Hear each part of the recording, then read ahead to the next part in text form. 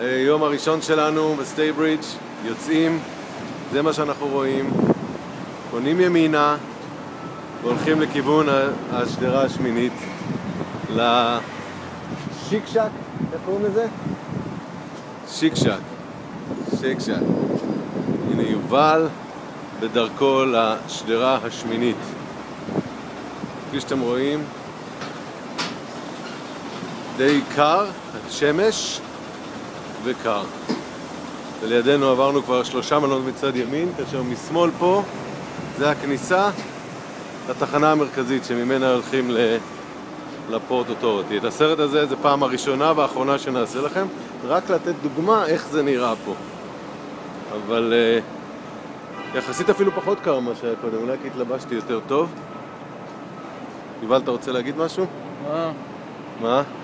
לא. יובל מתייחסים אליו יפה, ילד בן 18, קיבל מתנות, מבסוט, נכון? אז הנה המלון שלנו שם, ואנחנו תכף מגיעים פה בפינה, ויובל טען שהוא ראה שם את שיקשק. איזה שמש. כמה זמן עבר יובל מאז שהתחלנו? עוד לא עברה דקה אפילו. והגענו לשמינית. תכף.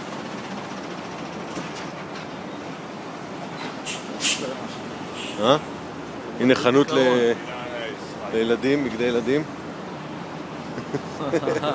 איזה מצחיק אני. בגדי ילדים ולדברי ילדים לאכול. אוקיי.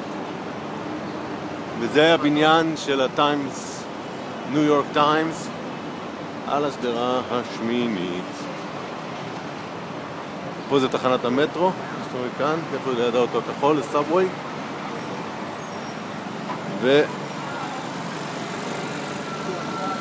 ואנחנו